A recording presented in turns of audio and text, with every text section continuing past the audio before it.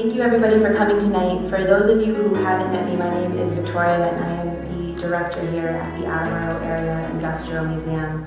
And joining us tonight is our sustainability advocate and chair of the Environmental Master Plan, is that correct? Yes. All right, Mike Davis, and are also on the newly formed Sustainability Commission here in Attleboro. This event tonight is part of our Thursday Nights at the Museum program. Typically on the last Thursday of every month, we have extended hours where we have a speaker or a presentation, and it's a way of people who might not be able to visit our museum during our normal opening hours to join us. But tonight's a little bit more special because this is the first installment of a 4-part series that Mike and I have developed to talk about industry, sustainability, and climate change. So stay tuned, we'll send out updates. If you haven't joined our mailing list, please do. It's available through our website, or you can put your email in at the sign-up sheet near the door, and then you'll receive all of our notices. As I was preparing for an event tonight, wondering what we should feature, I was told that there was this ice harvesting video that we're going to watch in a couple of seconds, and that a woman named Betsy Dexter Dyer had given a presentation on it here last May. And I encourage you all to go home and look it up. It's available through the AACS website. And it's a really fascinating presentation on the history of ice harvesting in the area. But what stood out to me was that she told this story about a gentleman named Frank Lewis, and he owned a wool scouring mill and ice houses along Turner's Pond in Walpole, and if you're familiar, I think it was also called Mowry Pond at one point. But notably, he was at the top of the pond, so he was upstream, meaning his water access was pristine. And so in the winters, when the water was frozen, he was able to harvest clean ice. And in the summers, when the water was moving, he was easily able to wash away all of the debris that comes from shearing thousands of sheep and everything else that comes with sheep. But his neighbors downstream, at lower end of the pond, weren't so lucky. And they ended up suing him between 1885 and 1990 for the pollution his runoff had caused. And ultimately, I think he realized he wasn't going to win the fight, so he packed up his operation, moved to Lawrence, Mass., started a new textile mill, and he went on to be fine, but his neighbors down the pond ended up suffering. Their businesses suffered because of this pollution. And that got me thinking about the fact that all of the mills that had caused all of this water pollution throughout the Industrial Revolution. And then I just started thinking about the fact that ponds don't even freeze over anymore. I mean, this idea of an ice harvesting industry doesn't even really exist, especially not in New England. And then I just kind of started thinking about winters then and winters now, and the changes that we have in industry, in leisure, in our weather. And so I'm gonna play this video now, but as you do, think about how winter has changed throughout your own life, right? How did winter change throughout your parents' lives? How is it changing through your children or your grandchildren's lives? And then I'm going to dive a little bit more into how the Industrial Revolution really did change our relationship with winter. Trees taken by L. Louise Cooper in the mid to late 1930s, several years time. 1800s by F.P. Cooper with the help of the Harvey brothers from Chartley. There were 3 original rooms made by setting chestnut poles in the ground with boards nailed on each side and filled with sawdust for insulation. There was 1 flat-roofed room was added about 1930.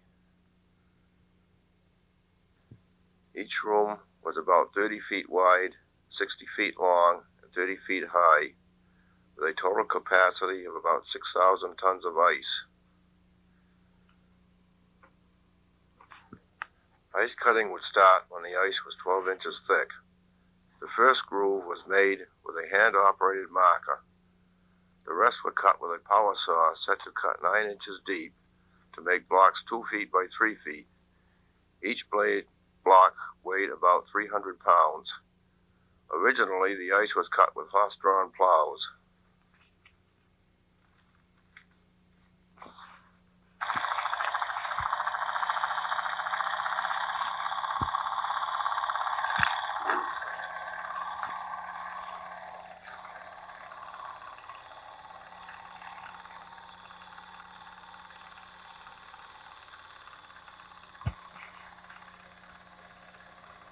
Now this shows a saw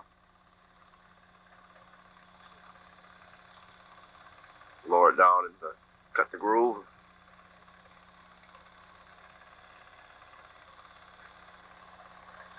That's Harry Manchester and Joe Fisher pulling the saw.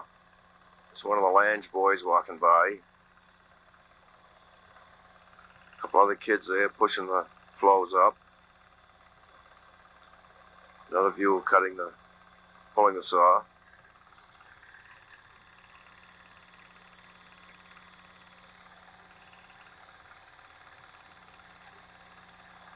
This is a good view of the ice going up the run. Where they take a section out and let it come down the horizontal runs. There's Albert and Frederick and the other two, Lee and Buddy, I believe. Joe Fisher pulling the saw alone.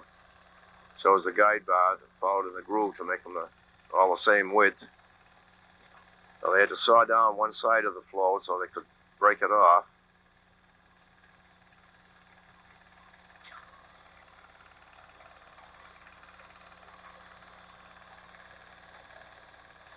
Oops, Dickie Tingley fell down. Shows them pulling the flows up the channel, up towards the water box. There's the ice going up the chain. That's a view from underneath, the icicles hanging down. When it goes up, it goes under a planer up in here. The planes of the ice are all the same thickness.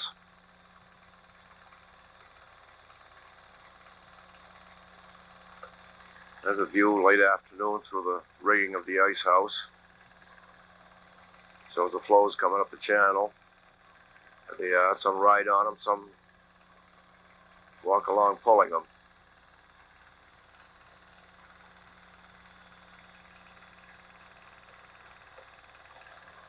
There's the boat they use to row up and down the channel all night to keep it from freezing.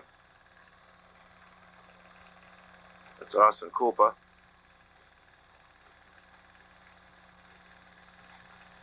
Keeps the whole show working. That's a good view down the pond of the channel. Way down here where they're still cutting. Gives you some idea of the size of the pond. This is a pile of broken cakes. As they come down the run, if they're broken, they let them slide right off the end instead of putting them in the room. Some girls out for an afternoon walk. That's Walter Cooper on the top, getting the next run ready. Shows the ice coming down. They switch some in, let some by, so they all fill up the same rate.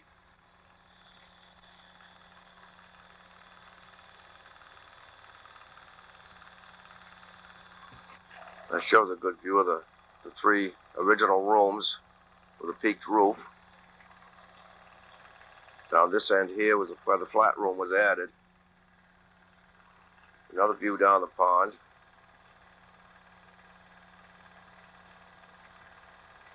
And when they first start a field, they have to saw out one row of blocks and push them out by hand so they have room to break the next flow off. And they have to saw down one side so they can break the other side off.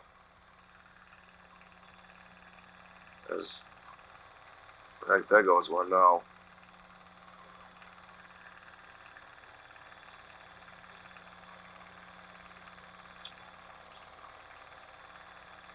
Now this pond at this place was about 6 feet deep.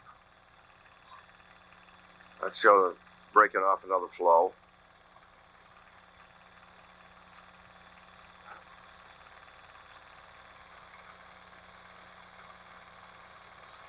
There's Albert, Lee, Buddy, Frederick in the background. I was sawing up near another year, they're sawing up near the ice house again, starting off.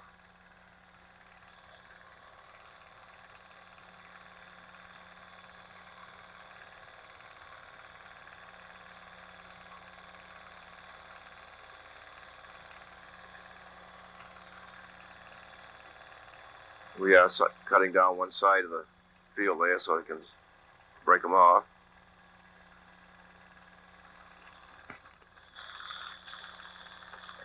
There are the flows of the wind is pushing them up this time so we don't have to pull them. That's Dick Patton this time, cutting down the side. Those saws are about 6 feet tall. That's Ralph Hall playing with his dog.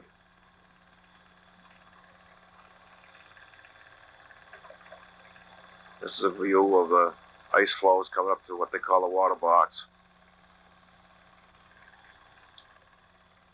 That's a new view from the other side. Any ice that's cut has to be got in that day, or the grooves will freeze up again.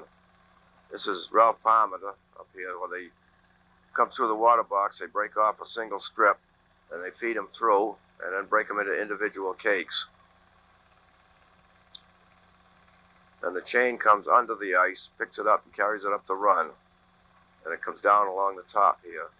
Chain returns. There we are. Switch so many in the room, let so many by.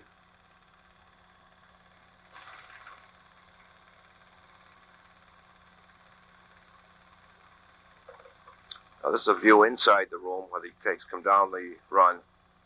They had 2x4s with lag screws in them to slow the ice down as it came down so it wouldn't come down too fast.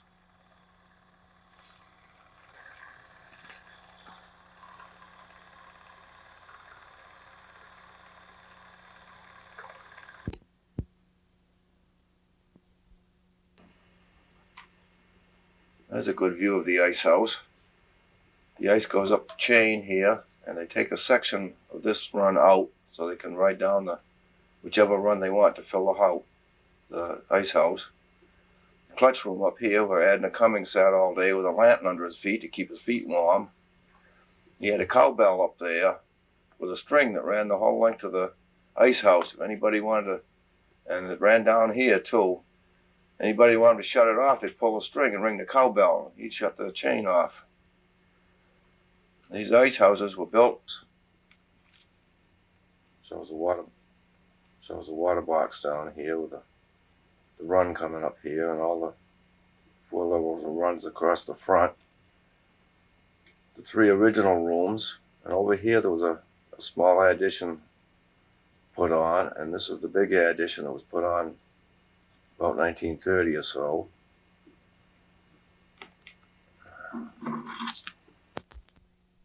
They used to, when they first laid out the ice field, they'd mark the first groove by hand.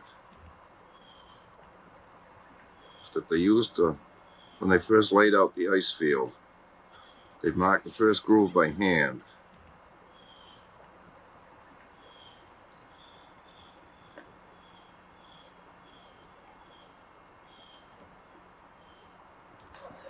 But this is a section of the chain they used to carry the ice up to the run.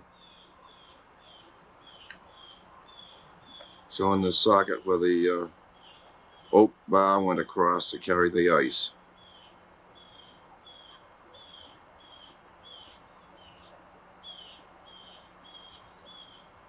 Now this is the horse-drawn plows that they used to cut ice with horses. They would start with a small one like this and gradually progress up to the larger ones. They went as high as 12 inches. Now this is another one, the next larger size. As I said before, they go up to 12 inches. There's 4 different ones. The horses pull them individually. Okay, we're back again. You'll notice that the front teeth are about 2 inches shorter than the back ones. That's about what they gained each time they made a pass across the ice.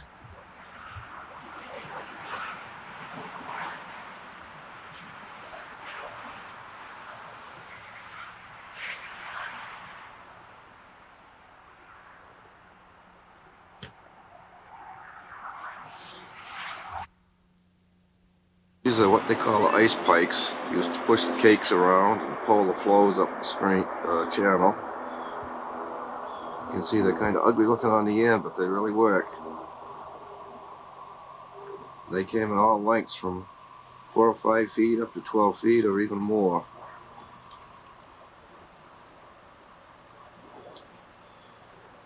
And down here we have the ice tongs. The big ones are used to move the blocks of ice around inside the ice house. and the small ones were used to carry the small blocks around in the summertime. We have the handsaw that was used to cut the flows free. So you see the short guy in the movies there working it. See how coarse the teeth are on it.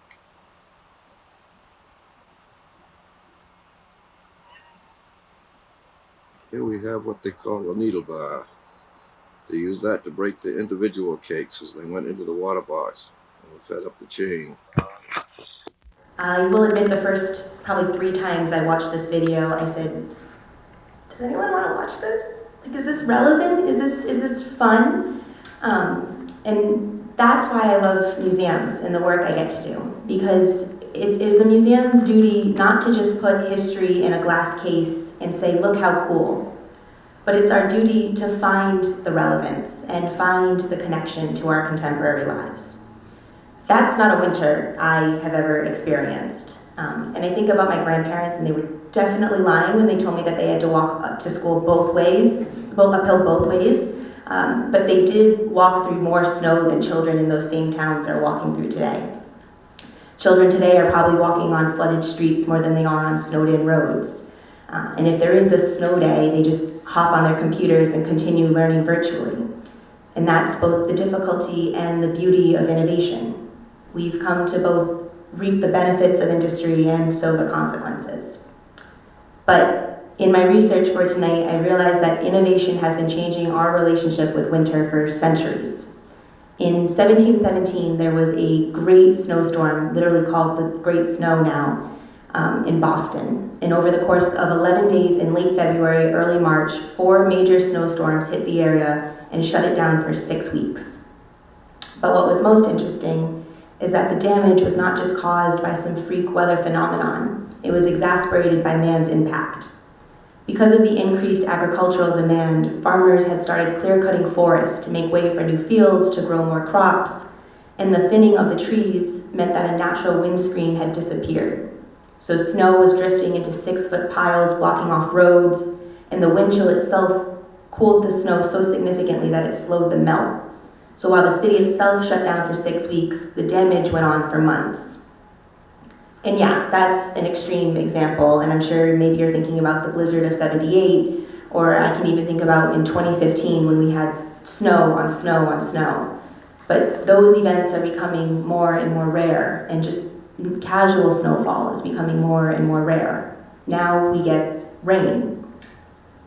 In the last 50 years, the average winter temperatures in New England have increased by 3 degrees. And that might not seem significant, but when you salt your driveways, that's the same temperature difference salt makes on the freezing point. It's a real tangible impact. And not only that, our winters are shorter by about a week on either end, longer falls, earlier springs. But back to rain, Attleboro has experienced significant flooding in the last 6 months. And in my own hometown in Rhode Island, FEMA was called in to help mitigate the damage from all of the rain during the holidays. For every degree warmer, the atmosphere is able to hold 7% more vapor. And what I'm going to say next sounds really silly, but that means rainstorms are wetter. Literally more rain is falling during our rainstorms today than they did 50 years ago. You didn't have to worry about pumping out your basement in January 10, 15, 20 years ago. You had to make sure you had your bread, your milk, your eggs before you spent the weekend shoveling. Now you're pumping water out of your basements and it's becoming part of our reality. On top of that, you see the way towns are restructuring, or the fact that the state of Massachusetts was unable to hire enough plow truck drivers this winter because the work was inconsistent and unreliable for the people who would normally take those contracts. On the other hand, more temperate climates mean that construction really has no off-season, where it can be done year-round. Beaches are warmer sooner and longer, but ski seasons are shortening because mountains just aren't getting snow. Our innovations have been impacting our winters, but now our changing winters are impacting our innovations. The Industrial Revolution transformed how we work and our relationship to how we work in winter specifically.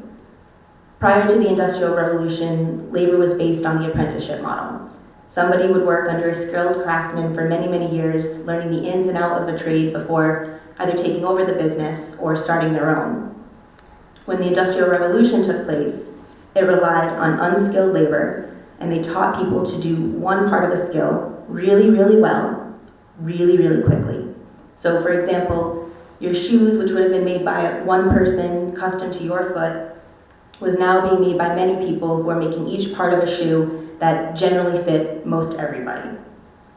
This putting out system was reliant on cheap, unskilled, readily available labor.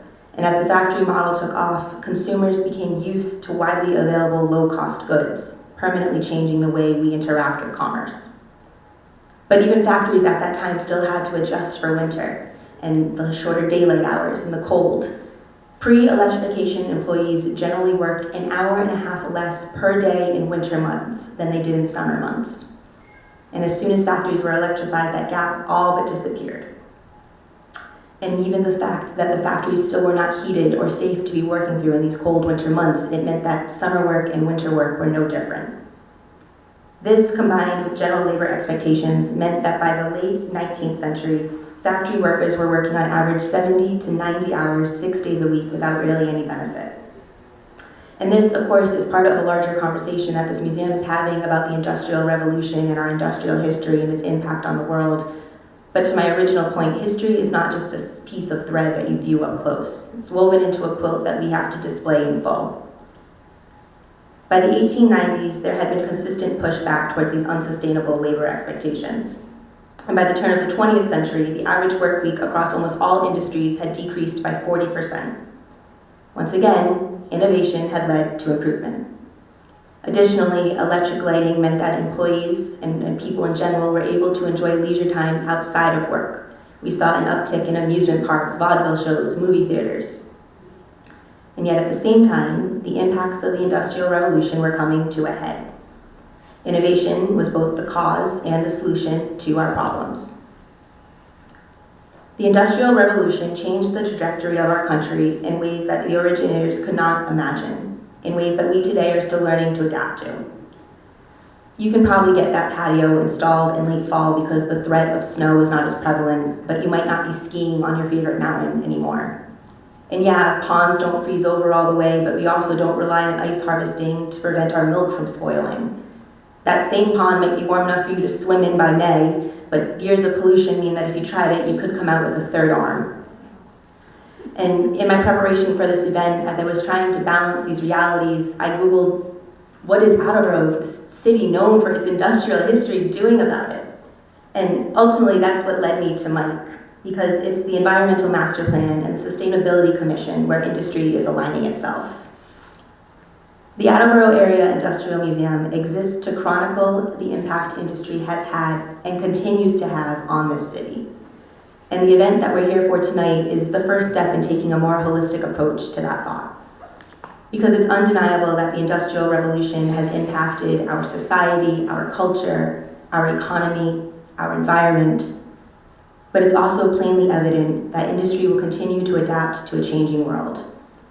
And that's why I promise that this event does end on a positive note. My buzzword tonight was innovation, but Mike's is going to be sustainability, and he's going to explain what that means to industry and how it's going to get us to a better future. So.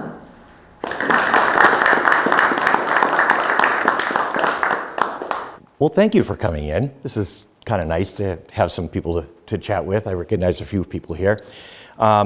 Fabulous introduction to what I was asked to kind of speak a little bit about, not just the history of relative to industrial stuff, but what the next step is, the future part of this thing. They are absolutely linked. The reason why we have to have changes in the future is because of the things that we have done in the past. So they're inexorably linked. So So what I'm going to talk about is that linkage. I'm going to spend a little bit of time talking about what the Environmental Master Plan that was referenced by Victoria a little while ago, what that is and what that means to Attleboro and where it sits today. So that's that. But I'm going to bring in some of the industrial components of this so that it has some relevance to this facility, to Victoria, to the museum itself, to and the history of Attleboro. I've been in Attleboro for going on 40 years at this point. I grew up in north of Boston in Woburn, Mass, and So work brought me down here, ended up raising my kids through public schools here. They were 2 and 4 years old when we first came in, and got involved in a lot of things within the city. So we've had a few conversations about how many things we've been involved in the city. I was a city councilor and things like that. But I've been more recently involved with trying to get the city to do better and more planning, so that we don't run into the problem of having to fix everything. It's always better to plan and have a plan in place and work on that, as opposed to, all right, we now have a problem, we have to fix it. It's really, so that's basically what we'll talk about. So the environmental master plan, well, let's talk about that. So what is it? What's the EMP? I'll say EMP probably a bunch of times here. Well, it's a long-term strategic document. Sounds like it's got a lot of pages. It has 12 pages. There are almost more pages that are sourced, that supply sources, than there is actual stuff in it. So it's a very easy read. If you were to Google Environmental Master Plan Attleboro, it'll come up. And I'll encourage you to go take a look at it, because it is, in fact, a strategic document, but it also has a tactical piece to it. So strategic, it means basically, this is where we want to go, this is what we want to focus on. The tactical component are going to be all those things that are the recommendations. This is what we suggest that, what we would recommend doing. So that's what I'll talk about. So it's a long-term strategic environmental roadmap. Attleboro didn't have one. We have a 162-page comprehensive plan, and the word sustainability showed up, I think it was once. Climate change didn't even show up. That was only 10 years ago. So it's really changed. So now I'm involved with writing the new comprehensive plan, which is great, because we'll get a chance to influence what work we should be doing. The focus of the EMP is sustainability and resilience. I'm going to give you a definition of what they mean, but in essence, the short version is sustainability is you only consume that which you can replenish. That's sustainability in a nutshell. So if you think about it from your own home budget, that you only spend what you can replace. That's the definition of sustainability. Sustainability is an extremely conservative approach to things, to only take in that which you can replace. Resilience is an adaptation. I can't fix that, but I do something, I carry out some sort of an action that is going to help me adapt to whatever it is. Humans are fabulous adapters. We adapt to a lot of things. And what do we do? How do we do that? We do it through innovation that Victoria was talking about. So back in the 1700s, mid-1700s, innovation, once someone figured out how to make machines, they figured out, there was a lot of things that were figured out. We could take a machine and we can create something with it. So that's innovation. So there are 3 things that we have to be cognizant about: sustainability, resilience, and then repairing. If you spend $1 in resilience, in sustainability, you spend $1 to make sure that you're sustainable, and if you can't do that and you have to become resilient, you have to do something about it to adapt to the situation. Give you an example, everybody, you guys are aware of these large grates that come up in the Netherlands when the tide comes in, these massive gates. That's a resilience plan. But think about that. That is about 10 times as much money as it is to make sure that you're sustainable. But the problem is, if you did not have those gates, you were not resilient, and you had to fix something, the cost of that is about 100 times the sustainability.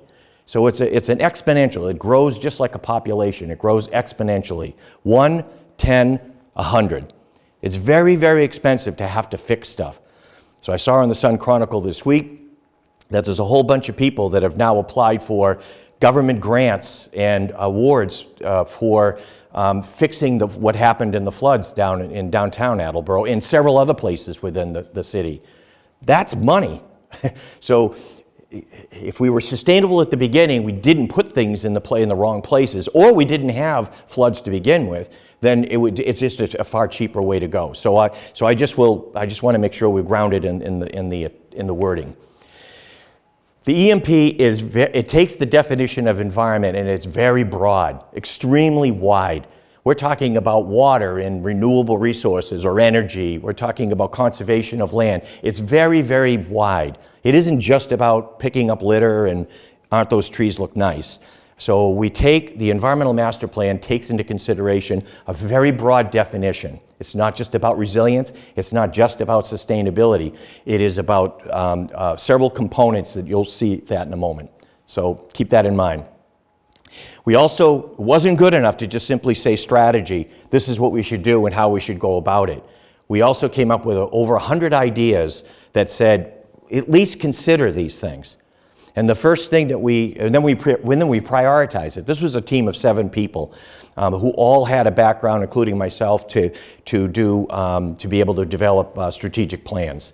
So that's what we did. I did that for my job. That's what I was get paid for. So we have this wide variety of recommendations, and so that's going to be our platform with the Sustainability Commission. We'll look at all those recommendations and start to make recommendations to the City Council or the Planning Board or the Mayor or whatever. So we're not starting from scratch. Keep in mind, the E in Environmental Master Plan, or the E in Environment, the E for Environment can also be an E for Economics. This is a very fiscally conservative approach to something. It's not about spending something, it's about not spending something. It's about reducing waste. It's about saving money. So this should have an appeal to everybody at the end of the day. And so I'll just mention that the foundation of the EMP is, there are 6 pillars that I'm going to talk about in a moment. It was approved by the mayor in August of 2022. This was when Hero was mayor. He invited us in to create this task force. So why do we need it? Well, we have to admit that climate change is underway. Victoria made a strong case for the kinds of observations that we have, but there's a lot of technical observations as well.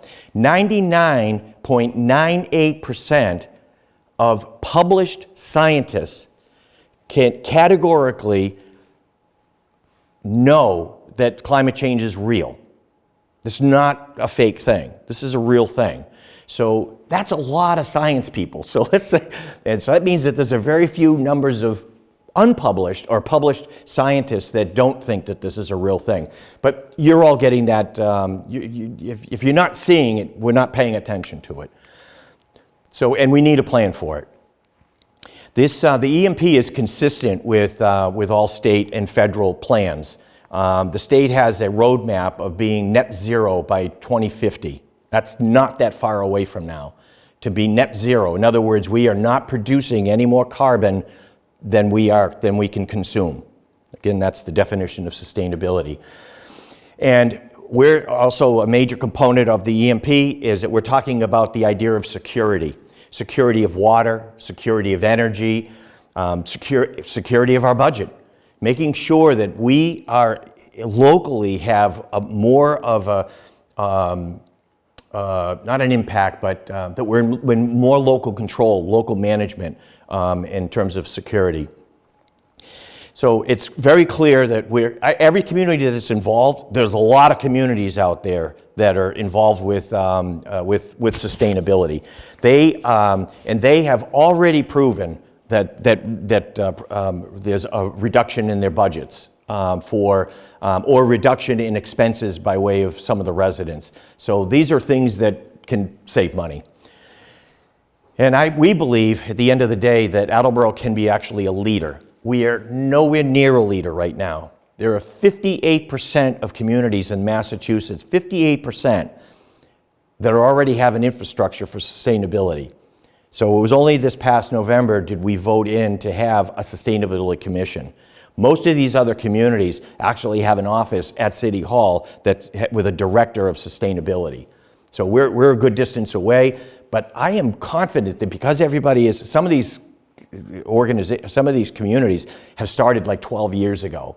Really, so we're kind of behind the times. But I believe at the end of the day, because of our proximity, where our roads are, the people that we have as running the government, I believe that we could not only catch up, but I think that we can be part of the 1%. So that is the vision, to be in the top 1% of green communities in the Commonwealth by 2035, where leaders and the residents make environmentally sustainable choices every day, even in the face of competition. And the 2035 is just a bridge. It's really not a strategic document until we are talking about something longer than that. So we actually are breaching it out to about 2060.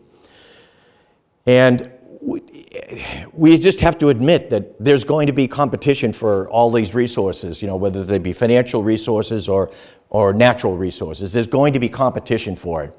But we have to put something into the sustainability bucket. We can't just keep on taking, we have to give back. So what is sustainability? By now, I bet you can go home and talk about it with your family.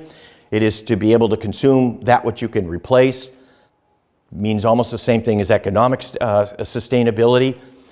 Planning is always cheaper. You know that. You wouldn't be sitting here, you wouldn't be a resident, you wouldn't be this old and vibrant and mature, and if you didn't already know that planning for something is better than not planning. Because if you've ever not planned for something, you know what the results are. They're never really good results. Planning gives you good results. But today, we are not environmentally sustainable. That is for sure. So what I'd like to do now is talk a little bit about where Victoria was going in terms of linking the economy and industry and where industry is relative to sustainability. So I will tell you, the good news that Victoria was referring to is the fact that industry, amazingly, even though we know where our problems are stemming from, at the end of the day, it is industry that is actually on the forefront of sustainable action. It almost sounds like, oh, that can't be true, because you keep hearing about Exxon this and whatever. There's enough examples out there. But the reality is, you look at the data shows that businesses and industry are actually on the cutting edge. They're ahead of any municipality, of any individuals. Not any individuals, because there's some people that are crazy about it like me. But at the end of the day, they're not doing it because of it makes them feel good. We as humans, we end up doing things because they make us feel good for the most part. But businesses don't work that way. That's what I did for 30, 40 years, was I helped turn around businesses. So at the end of the day, they're driven by profits. That's it. That's the drive. But there's money to be made in those green hills. They know that. That's why they're shifting. It isn't. So at the end of the day, by being more sustainable, we've had more conversations with people who are in business, and if you just did this as opposed to that, you can save X number of dollars by insulating or whatever. You've seen that in your own home, I suspect, at this point. But there's a cost reductions associated with sustainability. There are tax credits. There are awards and grants that businesses can and do get. And during the pandemic, if you heard it once, you heard it 1,000 times. Material flow. They couldn't get stuff that they needed in order to be able to produce stuff. So by having things more securely located and more locally located, they end up saving an awful lot of money in transportation and making sure that they've got the materials that they need. So this whole idea of sustainability falls right into the wheelhouse of any business or any industry, for sure. So, and what the fallout of this is kind of interesting, is that they, in turn, those businesses, they write into their bylaws that they can't buy materials that are not actually produced by a green business. So they've written that into their own contracts. So they are having other businesses feed off of them in terms of being green, if you will. So there are quality programs like ISO. You may or may not be familiar with them. Those are standards of which companies have to follow. There isn't a large company out there that doesn't follow ISO, and they have green versions of ISO standards. And investors now They are actively investing in companies that have an ESG rating. So it stands for environmental, social, and governance. These are rules or bylaws that companies will say that we're going to be, we're cognizant of what we do and we're not going to harm the environment. We understand what the social aspects of our business is and we're not going to harm people. And the governance is the laws itself that run that corporation. So you may see those letters, ESG and ESG rankings, and you probably, if you've got a 401k or you're doing any kind of investment, you probably have people who are picking things based on ESG. So that's good because you're basically feeding companies that are actually moving us forward. This is an interesting graph that just came out only a couple of weeks ago. So let me tell you what this is. Think about you having a business that's a large business of some sort or another. You have to be very, very careful about risks of all kinds, hostage takeover, somebody bombing your plant, fires, weather situations. So there are consultants, hundreds of thousands of them all around the world, that's what they do. They're consultants and they do they do risk management assessments.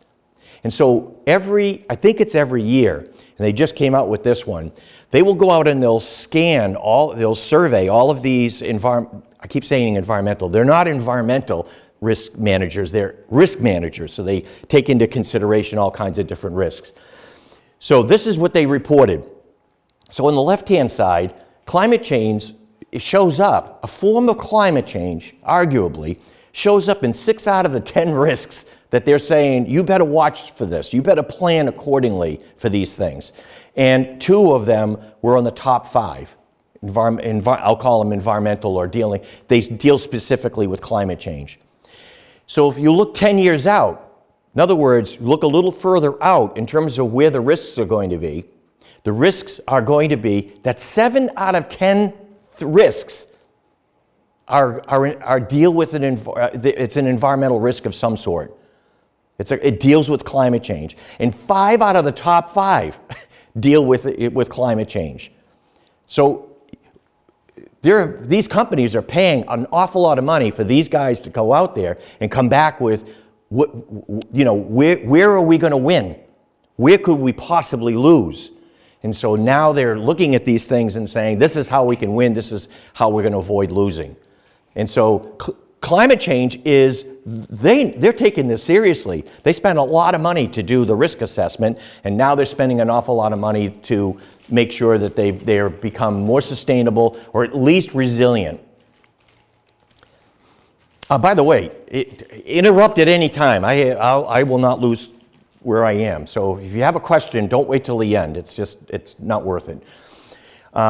So I figured that given the previous comments from Victoria that I'd show that the 2 sides, the not so good side and the good side. But it all started with the Industrial Revolution. Anybody know when it started and how long it took to kind of grab hold? What would you say? What do you consider the start of the Industrial Revolution? That's the question. I'm saying when do history books say? Late 1700s. Yeah. It might be even earlier than that. But it took off like this. So very few people actually, but most people will argue that it's probably around 1740, 1750. So you're there. And then it really started to take off. So it's like everything else, like populations, everything follows like a natural path of doing something like this. And it falls into a logarithmic scale. So the argument is, or the debate, or the agreement rather, is that it runs somewhere between 1740 to around 1840. So that length of time was when it really took hold. And then other revolutions took over, like the computer revolution and things like that. So there's several different kinds of revolutions. What I'm hoping is that we go into yet another revolution that allows us to be a more sustainable revolution. So in other words, we take all of what we learned in math with quantum computers, AI, all those things that people are talking about today, and that we end up using those things and figuring out how do we become more sustainable. How do we increase our standard of living, but not at the expense of what's going on out in the environment? In the Industrial Revolution, it's a natural, all it is a response to a need. People didn't want to work so hard. People didn't want to die so easily and early. So the Industrial Revolution actually got started simply because the need was there and the innovation was there to be able to support that need. And it hasn't stopped since. So, but unfortunately, as Victoria pointed to, it's also the cause of human-caused climate change, which is very, very different than any other kind of climate change. The Earth is, how old is the Earth? Anybody know? 4 billion? Oh man, I heard 4 billion several times. Very good. Very good. About 4.5 billion years. I was not here to start it there, but it's about, that's what they say, about 4.5 billion years. So in that 4.5 billion years, the Earth's been hotter, for sure. It's been bubbling magma for a billion or 2 years. It has been hotter. It has been colder. So the Earth has gone through a number of cycles. No doubt about it. Much hotter than this, much colder than this. So, one of the arguments that I'll hear from people is, don't worry about the Earth is always doing this. It's going 10 times faster than it ever has in any other historical fluctuation of temperature. So it's happening faster. There hasn't been in 8,000 years, 800,000 years, there hasn't been the amount of carbon dioxide in the air measured in 800,000 years. So yeah, no one was back there measuring that, but they do them through ice cores and things like that, and they can determine what was the amount of CO2. The CO2 is far greater now than it ever has been in that length of time. That's not a good thing. And the problem is the speed at which it's taking off. That's the real problem. It's not the amount. It's not the 3 degrees that we were talking about. It's actually the speed at which it got to 3 degrees, because that has been only a few years. All right, yeah, it's got history.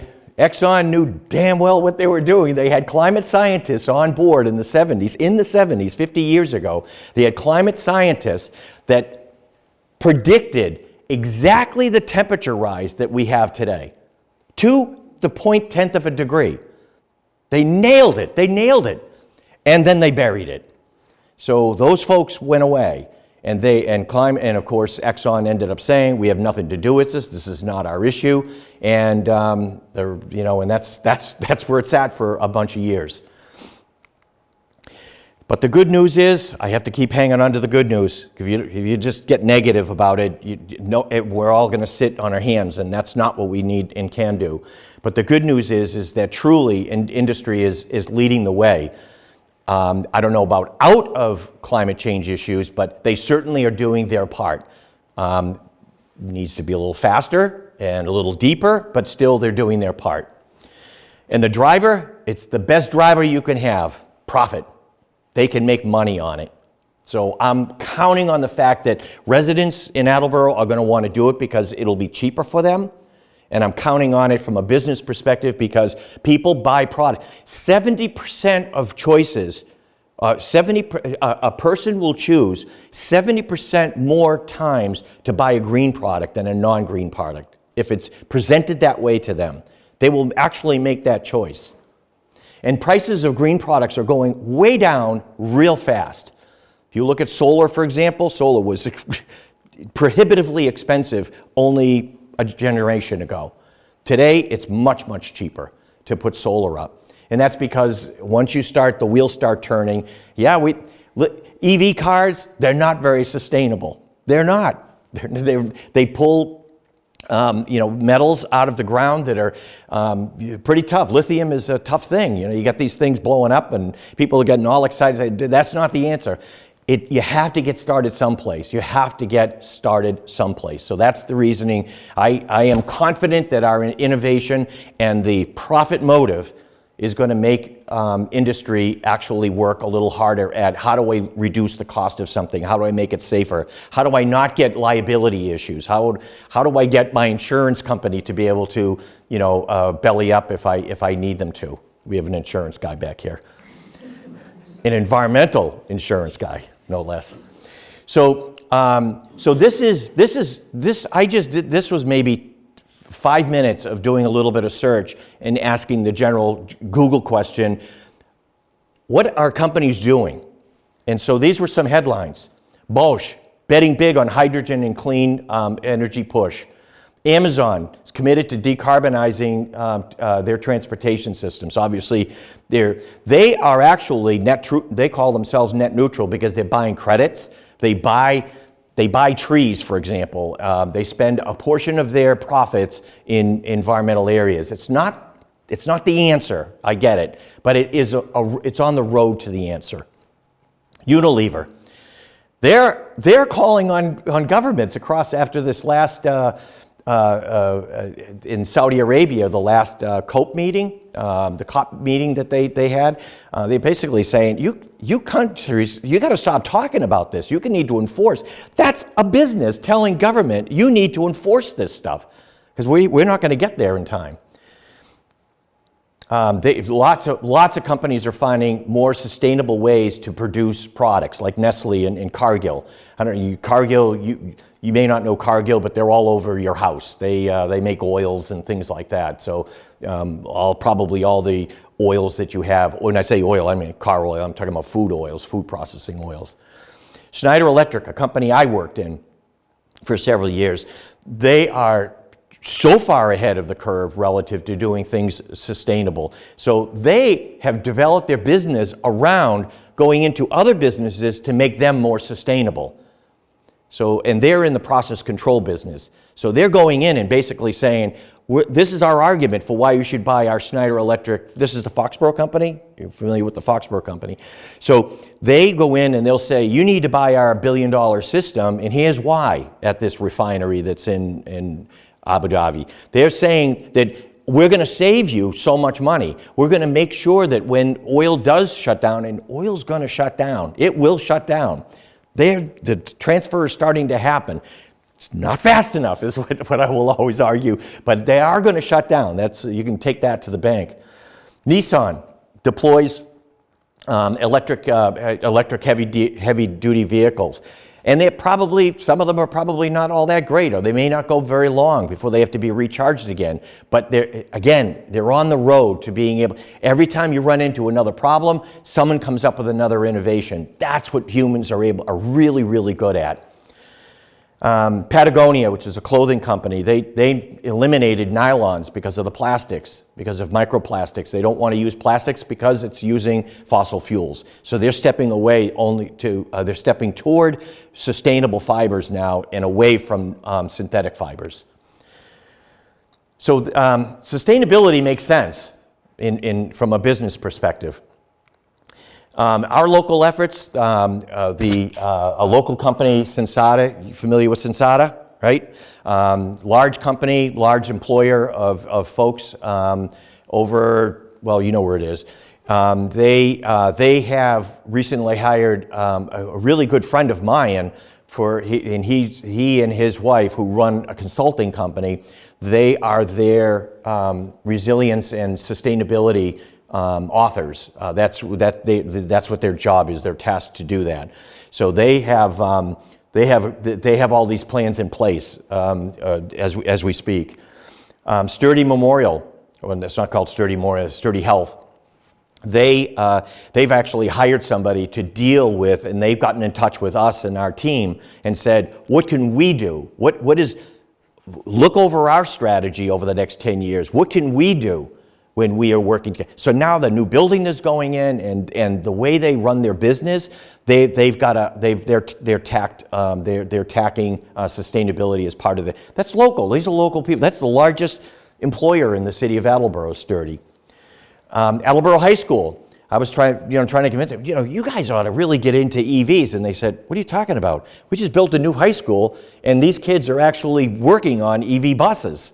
So they're learning how to do this. And so we're now in the process of, they have an environmental science class. They can't get enough folks to teach to keep up with the number of kids that want to be. And there's 40 kids in the classroom, and there's 2 classrooms they run. And so now they are looking to become certified as to produce diplomas and certificates for environmental life so that they have licensed environmental scientists when they come out of that high school. So we're working on how do we, match that criteria. So that is really cool stuff. I just went into Indeed, the job search company. So I did a little search on that, and I just was curious. How many people are looking for the word sustainable? So in our area, there were 284 jobs listed that had the word sustainability in it, some form of it. So the Environmental Master Plan, for example, says, because I know right now, the word sustainability does not show up on anybody's job description in the city of Attleboro. And I'm talking about City Hall. So I would like to see that the word sustainability shows up there, that we are accountable to work on things that how do we reduce waste and how do we increase our sustainable footprint. So these are the kind of businesses that are out there, and they're spending a bunch of money on becoming sustainable. So industry, it's a good start. Needs to be stronger, and they need to be faster because they have the biggest impact. There's no doubt about it. Fossil fuels is the tall pole right now. And to not recognize, to say only that we're going to look into reducing the amount of fossil fuels is not good enough. We have to have an end game that it's going to be eliminated by a certain point. But that's just a feeling. So at the end of the day, an educated market will reward good behavior. I'm convinced of that. So if we educate, everybody who's educated to this idea of sustainability and what it is and what you can do personally, what you can do in a business, what you can at your business or at your place of work, what you can do at schools, what kids can do at schools, what teachers can do at schools, and what the municipal government can do. Once we become educated, it'll become very, very clear. So that's going to be our job. Industry alone is not going to fix it. It's going to have to start from individuals to families and then neighborhoods, and it's going to have to grow like that. And it's going to have to be businesses and industry at the end of the day, because it clearly does take a village. It took a village to screw it up. It's going to take a village some time to fix the problem. So I'm going to rapidly go through these, only because I want you to be familiar with them. This right here is the logo that we created that became our drive. This is specifically for Attleboro. So we have six pillars that we're involved in. So I'm going to go through those just so that, again, just to become familiar with what they are. So these 6 pillars are sustainable growth. I'll explain that in a minute. Water security, waste reduction, conservation, renewable energy, and education with participation. So those are the 6 pillars that we believe that Attleboro needs to focus in on. We're not going to be able to shut down fossil fuel companies. That's unrealistic. We're not going to build a hydro plant. So that's not part of so we're only looking at things that where we can possibly make some sort of a change. So the sustainable growth, what does that mean? Well, it means that we absolutely need to make sure that we continue on a good economic growth path. But it just can't be at the expense of the environment, because it will cost us later more than what we gained today. That's what sustainable growth is. And there's ways of doing that. Lots of communities around the earth are doing that today. Proactive planning. It means that we will be proactive in our planning, that we are going to reduce waste and efficiency gains that are good for environmental impact.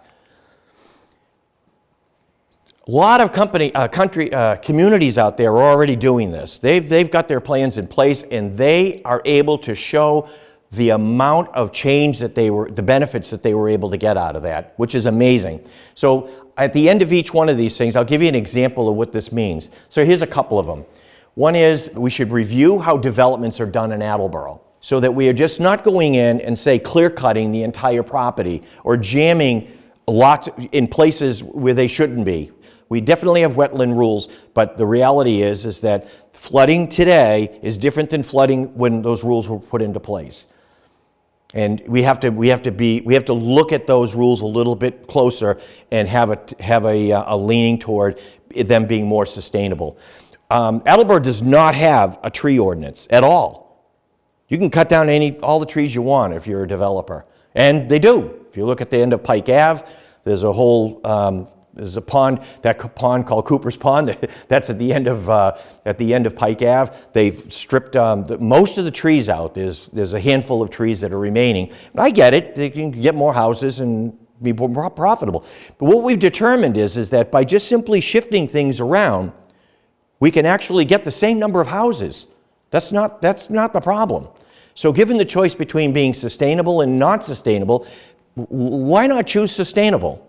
It's just an easier, faster, more efficient, less costly way to go about it.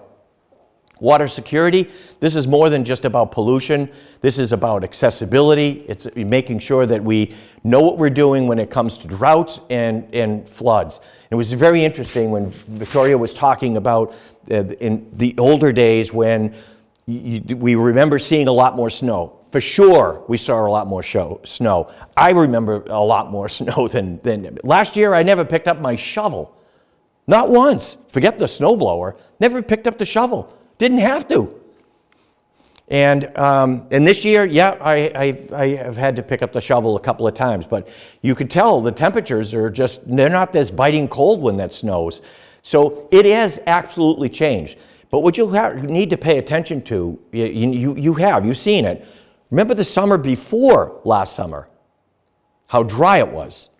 It was extremely dry to the point where I lost all of our vegetables because deer were coming in and they cleaned out my vegetables because that was the only way that they were able to get water. All the ponds and such around me were gone. So keep in mind that it may not be just all about warm, but it can be. It's all about extremes. That's the key when you're talking about weather, how weather affects climate or climate affects weather, is it's about extremes. So we'll have a year, we'll all of a sudden have a year when I will guess that it's probably going to happen. We're going to have a year where we're going to get tons of snow, and it might look like, and everyone's going to say, looks like we're okay now. It looks like we've settled. No, that's not how it works. It's droughts and floods. Floods and droughts, that's how, it's all about the extremities of things.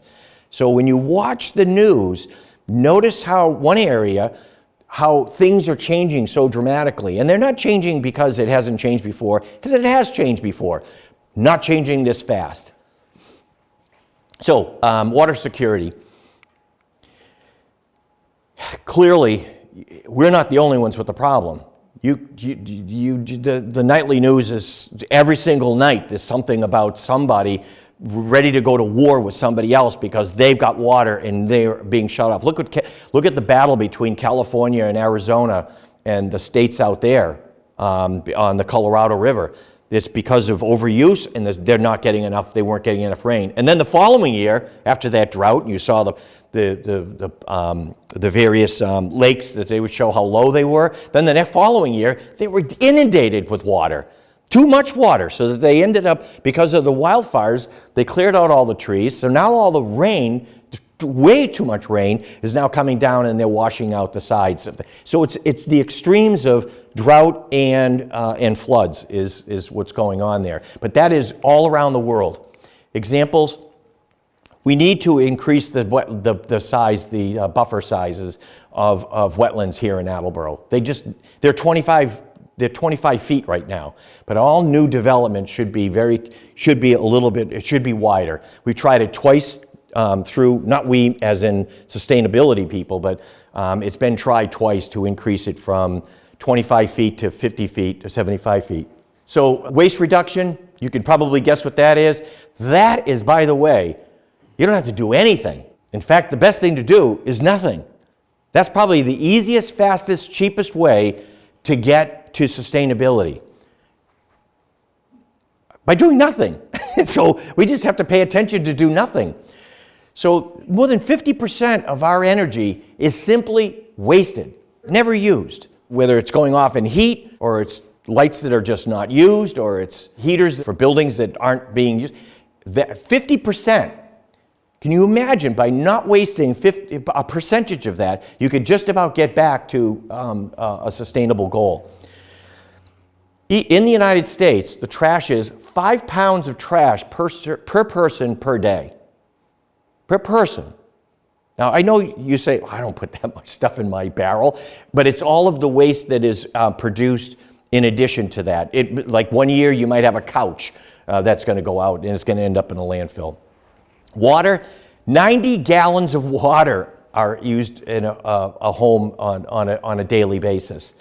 Now, that may have been part of the processing of the food that you ate, the cleaning of something or whatever. That's a lot, 90 gallons. Think about that. And food, we waste a little over a third of our food is simply goes into a compost pile or, into a landfill.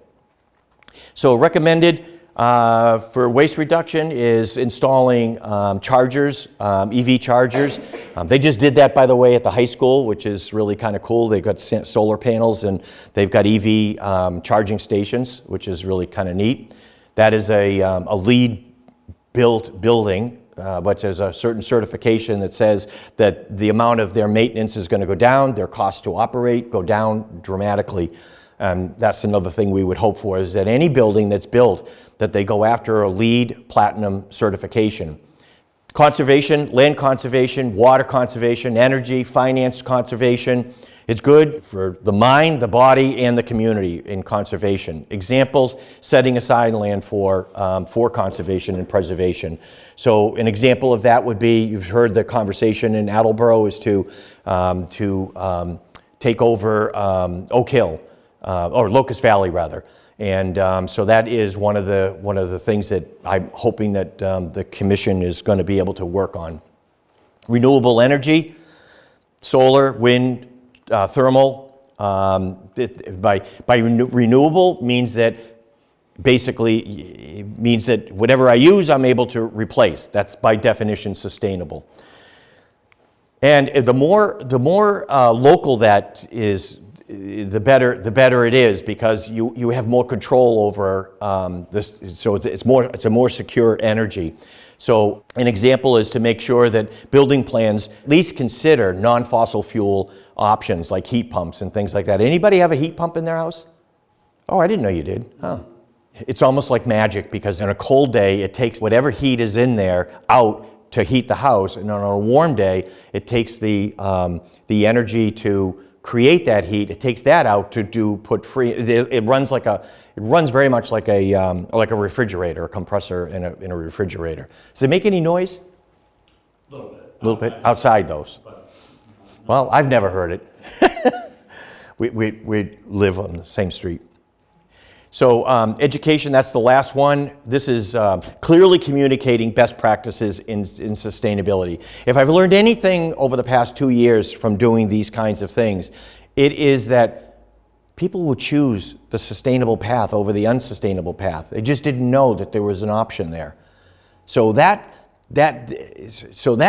going to be our biggest bridge, is to try to convince people, hopefully not convince them, that we talk about it so that people can go away and they'll say, oh, all right, I'd rather do, that is a better path. It's cheaper, faster, easier, and it's sustainable. So we want to encourage, and education is not just the high school or schools. Education means education. We all can be educated, we all can learn, and that's, but we'd like to see if we can get the schools more involved. And they are thoroughly excited about this. So I could talk quite a bit about that, but I won't. But we have to spread the word about sustainability to people. Like I said, when your city's comprehensive plan doesn't say the word sustainable in it and doesn't even recognize that there's something called climate change, in only 10 years ago, that just means we have to educate. So I'm part of the new comp plan, so I can get my voice heard, and hopefully the Sustainability Commission, of which there are several people here who are going to be involved in that, we get that adopted. So where the talk right now is how do we get the students to become more involved? It's their world. It's going to be their problem to be dealing with this. At my age, I simply want to try to help get people started to think about this stuff. But they're going to have to deal with these issues. And I've got 4 grandkids that are, right in middle school and high school right now. And, and there's a fear for that. So that's my motivation. That's why I work at this. So I'm going to mention just a couple of, just so you get a taste of the recommended actions that we should be evaluating, because we've got a whole bunch of them. So we're going to be working on them and dealing with the more pillars that we can hit with a particular action, the better. So, but each of these recommendations is something that we're going to have to evaluate. So I was asked the other day by a potential commission member, and they said, well, do we just simply take the recommendation and install it? And the answer is no. Undoubtedly, we're going to have to go for approval to an ordinance change, like a tree ordinance. So we have to do the research and figure out this is what the rationale behind why it is we should be doing X, Y, and Z. So there's going to be a lot of legwork for this. So we've got. I would say I should update this because I got about 200 recommended actions. They're split, but on the website you can go in and check them out. And most of those ideas, they came from people who went on the website and said, "Hey, they didn't have this. What about this? Great idea. Let's check it out. Let's put it on the list." There are no bad ideas at this point. It's like innovation all by itself. When you're doing something in an innovative way, the best way to do it is to brainstorm and just. Who cares how bad the idea sounds? Just say the crazy idea, because somebody else over there is going to say, well, maybe we can also do this. And that's how really, really good ideas come in. So if you've got ideas, please share them with us. My email address is right on that website as well. The progress is that the EMP volunteer team initiated in December 21. We took no money from anybody. We did it all for free. We spent about 850 hours. We figure it was around $140,000 we saved the city by doing it ourselves. Everybody was a professional. We get paid, or we have academic credentials that say that we know what we're talking about, kind of a thing. And without very little tweaking did we get it going.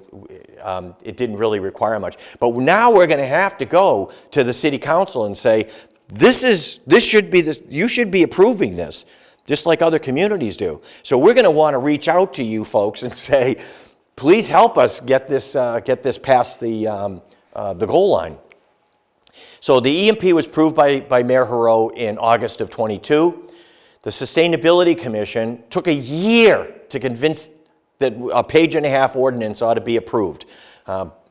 We can't go that slow in this stuff, but it did get approved this past November, and it's taken from November to today, to this past Tuesday, to actually get 9 members approved to go on to the Sustainability Commission. So that actually happened on Tuesday. So there are a couple of folks, 4 folks here, including myself, that are here that are, they don't have a lot of history in the EMP, so they were probably here to want to understand what the EMP was all about. But we're going to be your voice for sustainability, things sustainable in Attleboro. So the commission members were selected by the mayor in January. And the commission members were confirmed, and I'm saying the ETA is probably going to be next week. We'll get all 9 members confirmed. So this is the commission. It's the newest commission. As I said, I'm pretty involved with city stuff, so I understand the logistics of the mechanics of city stuff. And I got to say, this is crazy to have developed a brand new commission that just didn't exist before. We have no rules. And so it's going to be like Thunderdome, it's going to be a little crazy trying to figure out how to go forward. Because we're not like the Conservation Commission has got rules. You can't build here, you got to have so much buffer, and there are no rules when it comes to sustainability. We're going to have to create our own rules in our own rule book, which is I find that fun. There are 9 volunteers, 5 of them are in this room today. Confirmations are underway. And what's the role? Well, it's to make sustainable initiative recommendations, and to advance sustainability in the city. So that's what our goal is. So I am going to this will be the last slide. So the biggest takeaways for me that I've seen in the last 2 years is that our EMP is much wider than most other communities, which is interesting. We didn't set out to do that, but some of them might be all about their commission, their sustainability commission is all about renewable energy, and that's it. And another one, it's all about pollution, stuff that goes in the water, sheep stuff that goes into lakes and things like that. But at the end of the day, ours covers, these 6 pillars covers a wide area, very, very wide area. That's good and it's bad. It's good in the sense that we got a lot of coverage of things, but it's bad that it doesn't look like it's focused. So that's why we created the logo that we created to say, no, let's focus on these six elements right here. The EMP is central to and it touches every aspect of city governance. There isn't another department over there in City Hall that does the kind of stuff that sustainability is going to have to do.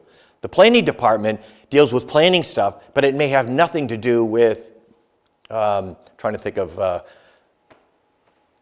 health department. So there may be some crossovers, but sustainability, the idea of sustainability really covers every single department. Every single department can become more sustainable. So it's central to the governance of the city. The community absolutely is embracing it. We've shown up at farmer markets, the Attleboro Land Trust. We keynote speak for their annual, unbelievable kind of reception. Really, really, really, people really are involved with it. We have hundreds of signatures and petitions that we've collected. The Sustainability Commission had 8 members the first day that we had the Sustainability Commission. That just doesn't happen. There's a lot of commissions out there that they're missing people. Their seats have been empty for months. So I think that the city is embracing it. Again, I look at this as an opportunity, but the city is well behind other communities in terms of its sustainability initiatives.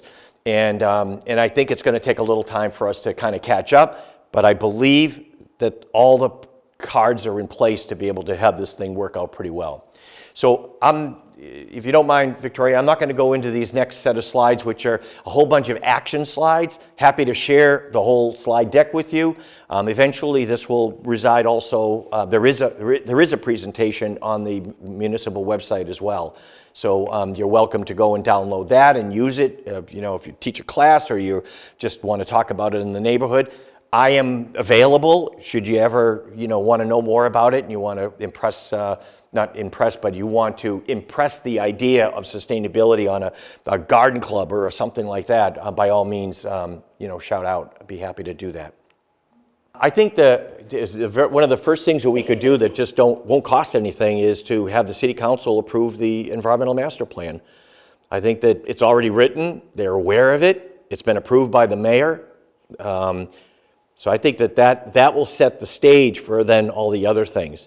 Because what happens is that if somebody wants to build something or they're looking for something to be done, whatever it is, and they stand up at the podium at the city council meeting or they submit that we ought to do X, Y, and Z. And almost invariably, if they're coming up to state their case why that ought to happen, they actually look back at the plans that the city has said that they've already reviewed. And so they would argue it's in the comp plan, it's in this plan, it's in the open space plan, it's in the environmental master plan. Well, right now they can't point to the environmental master plan because it doesn't exist in anything other than the mayor's office. So I think that'll be the lowest hanging fruit. There's a lot of little things that we'll be able to do, and my argument will be is let's go after some very quick hits so that in 6 months we can actually say we did this, that we did that, and we did the other. Show some level of progress. I appreciate your attention. I appreciate you coming in. I do.